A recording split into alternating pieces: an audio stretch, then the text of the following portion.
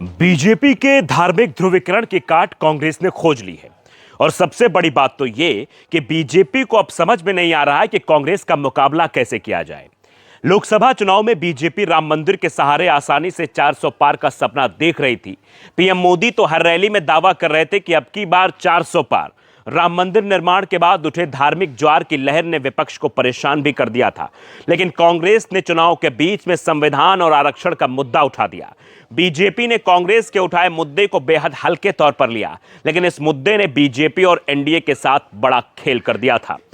जिस राज्य में यह मुद्दा असरदायक नहीं रहा, जहां बीजेपी ने ओबीसी मुख्यमंत्री का विपक्ष से सामना किया था, लेकिन जहां सवर्ण समाज से बीजेपी का सीएम था, वहां संविधान का मुद्दा काम कर गया और इंडिया ने एनडीए से कई सीटें छीन ली थी। और अब महाराष्ट्र विधानसभा चुनाव में भी यह मुद्दा एक बार फिर से उठ खड़ा हुआ है और हालात ये हो गए हैं कि बीजेपी को कांग्रेस की बनाई पिच पर खेलना पड़ रहा है। बटोगे तो कटोगे जैसे नारे से तो अब बीजेपी के नेता ही दूरी बनाते दिखाई दे रहे हैं। तो कैसे राहुल गांधी और इंडिया गठबंधन के जाल में फंस गए हैं प्रधानमंत्री मोदी और बीजेपी, आज हम इसी को लेकर बातचीत करेंगे अपनी स्पेशल रिपोर्ट में। नमस्कार, आपके साथ मैं हूं आदित्य कुमार और आप देख रहे हैं धाकड़ न्यूज। बीजेपी ने लोकसभा चुनाव से गंभीर सबक लिया। पार्टी के दिग्गज लगातार कांग्रेस नेता राहुल गांधी को संविधान और आरक्षण के नाम पर घेरने की कोशिश कर रहे हैं। खुद प्रधानमंत्री नरेंद्र मोदी ने आरोप लगाया कि राहुल गांधी ने संविधान के नाम पर लाल रंग के कोरे पन्नों वाली किताब बंटवाकर संविधान का अपमान किया। तो अमित शाह संदेश दे रहे हैं कि गैर भाजपा सरकार बनने पर कांग्रेस पिछड़ों और दलितों का कोटा अल्पसंख्यकों में बांट देगी, जिसका खामियाजा इन वर्गों को भुगतना पड़ेगा। साफ है, बीजेपी राहुल गांधी से बुरी तरह से घबराई हुई है, लेकिन बीजेपी नेताओं के बयानों को ही राहुल गांधी बड़ा मुद्दा बना रहे हैं। उन्होंने तो यहां तक कह दिया है कि पीएम मोदी ने संविधान को पढ़ा ही नहीं है। राहुल गांधी को यह बात समझ में आ चुकी है कि धार्मिक मुद्दों पर बीजेपी के साथ भिड़ना बीजेपी का प्रचार करना होगा, इसलिए अब सीधे संविधान और आरक्षण की बात कर रहे हैं। जातिगत जनगणना की डिमांड कर रहे हैं, जिससे बीजेपी की नींद उड़ी हुई है। संविधान के मुद्दे का असर भी दिखाई दे रहा है। बात अगर देश के सबसे बड़े सूबे उत्तर प्रदेश की करें तो यहां पर दलित और पिछड़े वर्ग ने बीजेपी का साथ तकरीबन छोड़ ही दिया है। लोकसभा चुनाव में इसका नतीजा भी दिखा, जब कमजोर माना जा रहा इंडिया गठबंधन बीजेपी पर बहुत भारी पड़ा था। अगर बीजेपी ने लोकसभा चुनाव में आधा दर्जन ओबीसी पार्टियों को अपने साथ नहीं जोड़ा होता तो उसके लिए 10 सीट जीतना भी मुश्किल हो जाता। अकेले उत्तर प्रदेश में ही संविधान के मुद्दे पर बीजेपी को 29 सीटों का नुकसान हुआ। राहुल गांधी लगातार लाल रंग की संविधान की किताब अपने साथ लिए वोटरों के बीच घूमते रहे। उस वक्त उनका नारा था, संविधान को बचाना है। उन्होंने इस किताब को हासिल करके उसको अपने साथ रखने जैसे मसलों पर पत्रकारों से खूब चर्चा भी की। बीजेपी के रणनीतिकार या तो उस वक्त इसकी संजीदगी को समझ नहीं सके थे या फिर इसकी काट खोजने में उस समय नाकाम रहे, और इस समय भी वो नाकाम से दिखाई दे रहे हैं। दरअसल संविधान की किताब के तौर पर भले ही भारतीय मतदाताओं के हाथों में नहीं होता, लेकिन उससे मिली सुरक्षा का एहसास वोटरों को निश्चित तौर पर है। खासकर वंचित वर्ग के लोगों को आरक्षण की व्यवस्था को अपने अस्तित्व से जोड़कर देखते हैं। जब उन्हें अंदेशा हुआ कि आरक्षण पर संकट आया है तो उनका रिएक्ट करना नेचुरल था। इसे बीजेपी ने लोकसभा नतीजों का मंथन करके अच्छे से समझा और अब उसी पर काम कर रही है।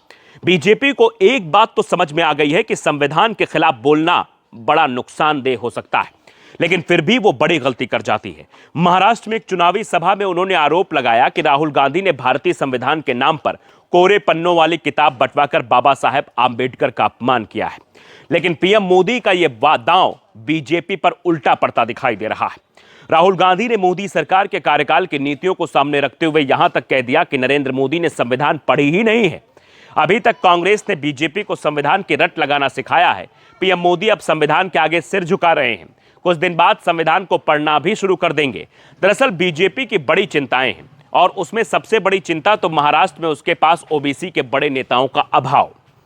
पार्टी महाराष्ट्र में इसलिए मजबूत बनी थी क्योंकि उसके पास सबसे पहले ओबीसी समुदाय के मजबूत नेता थे। लेकिन फिर 2014 के बाद महाराष्ट्र बीजेपी में देवेंद्र फडणवीस का युग शुरू हुआ। फडणवीस ब्राह्मण समाज से आते हैं, जिसकी आबादी महाराष्ट्र में 1% है। दरअसल ये वो दौर था जब प्रधानमंत्री मोदी की तरफ से पूरे देश में एक प्रयोग हो रहा था और प्रयोग के तौर पर जिस राज्य में जिस जाति की आबादी सबसे ज्यादा होती थी उसके खिलाफ दूसरी जाति के किसी नेता को सीएम बना दिया जाता था और फिर प्रचार किया जाता था कि राज्य की दबंग जातियां किसी और जाति से सीएम नहीं बनने देना चाहती हैं। हरियाणा में यह प्रयोग सफल भी रहा, लेकिन बाकी किसी भी राज्य में बीजेपी का यह प्रयोग कामयाब नहीं रहा। हरियाणा में इस प्रयोग के सफल होने का सबसे बड़ा कारण यह भी माना जा रहा था कि यहां पर जाट बनाम ओबीसी की लड़ाई बहुत पहले से चली आ रही है, लेकिन दूसरे राज्यों में यह प्रयोग पूरी तरह से फेल हो रहे हैं।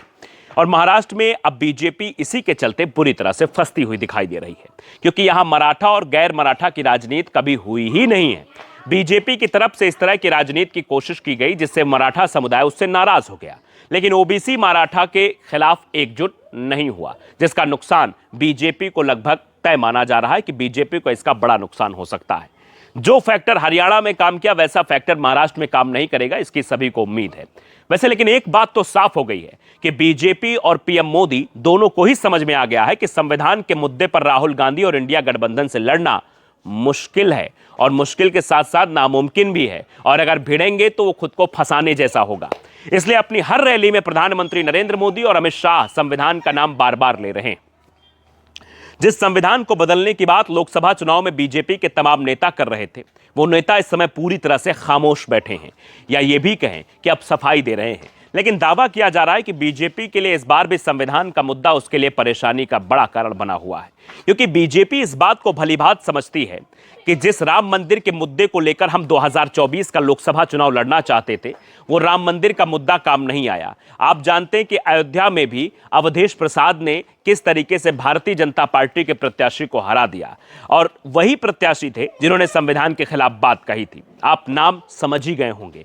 दरअसल आप समझिए कि संविधान के खिलाफ बोलने को लेकर जिस तरीके से अयोध्या में राम मंदिर के मुद्दे का क्रेज नहीं चला, वैसा ही अब पूरे देश में भी होता दिखाई दे रहा है। बीजेपी को अब यह बात समझ में आ गई है कि ध्रुवीकरण से काम नहीं चलने वाला। संविधान और आरक्षण के मुद्दे पर राहुल गांधी जो लगातार बात कर रहे हैं, जो न्याय की बात राहुल गांधी कर रहे हैं, इसकी कोई बड़ी काट बीजेपी को निकालनी पड़ेगी, क्योंकि अभी वक्त कम है और महाराष्ट्र में बीजेपी पूरी तरह से फंसी दिखाई दे रही है। झारखंड का रास्ता क्लियर जरूर है, लेकिन महाराष्ट्र में बीजेपी के लिए मुश्किल की घड़ी आ गई है। ऐसी मुश्किल की घड़ी में अगर कुछ एक्सपेरिमेंट होगा तो बीजेपी को नुकसानदेह भी साबित हो सकता है। एक एक्सपेरिमेंट करके बीजेपी ने देख ही लिया है, लेकिन फिलहाल महाराष्ट्र में अब क्या होगा, इस पर निगाहें सभी की टिकी हुई हैं कि महाराष्ट्र की जनता इस बार किसके साथ जाएगी, एमवीए के साथ जाएगी या एनडीए के साथ जाएगी, बीजेपी का प्रभाव बढ़ाएगी या कांग्रेस के रुतबे को बरकरार कराएगी, महायुति एक बार फिर से आएगा या महागठबंधन फिर से आएगा। यह सवाल अब महाराष्ट्र की गलियों में गूंज रहा है, और महाराष्ट्र की जनता ही अब इस बात का फैसला करेगी, क्योंकि 20 नवंबर को इलेक्शन है, 23 नवंबर को नतीजे हैं। 20 तारीख को महाराष्ट्र की जनता बता देगी कि उसको किस पर भरोसा है, और 23 तारीख को उसके फैसला, जनता का फैसला सबके सामने आ जाएगा और सबको ये इल्म हो जाएगा आखिरकार महाराष्ट्र ने किस पर भरोसा जताया है। नमस्कार।